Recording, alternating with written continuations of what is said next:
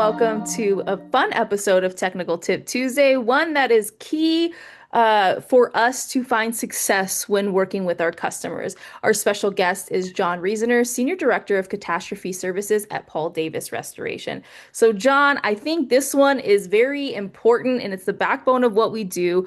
What is one thing that property owners consistently misunderstand during CAT events, and how should restorers communicate with them clearly?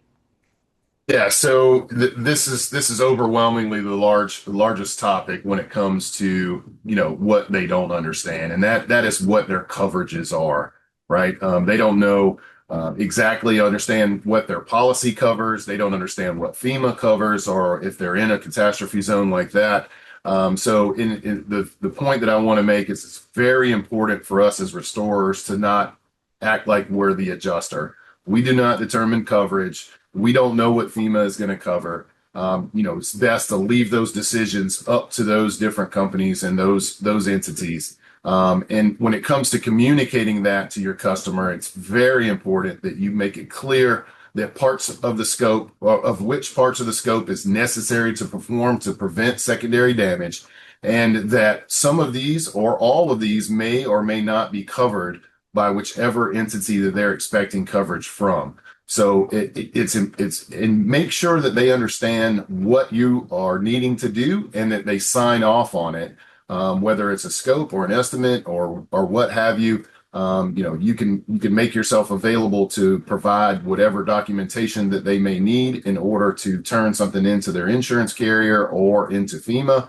But I cannot stress it enough that we do not, decide what is covered and what is not. That is not our responsibility in these situations. Our responsibility is to take care of our homeowners and to prevent secondary damage.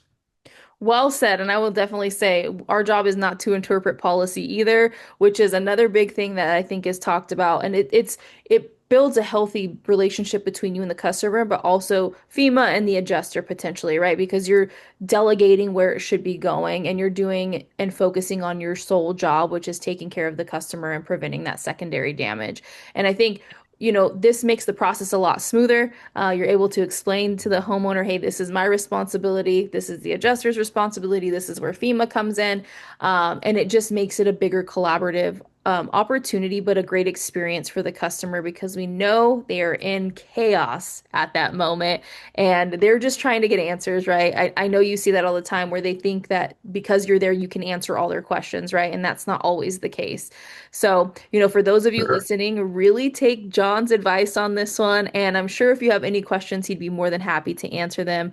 It's better to not have the answers and direct them where they need to go than tell them the wrong thing because we know that can get us in a lot of trouble and it can cause even more confusion for the homeowners. Any other advice on that topic there, John? This one I think is one that is often needed to be talked about and is talked about, but any other advice for those listening? Yeah, I would say, whatever it is that you do there, any type of work, make sure it's documented and that the customer has a copy of that when you leave. They need to have a line by line description of what all was done so that they can understand what was done and be able to properly communicate that over to whatever entity that they're looking to hold financial responsibility from. Yes, great advice there. Documentation is our best friend, and that's what we get paid to do is to document, right? And do our job. That's right. So that's it for this week's technical tip. We will see you on the next one next week. Take care.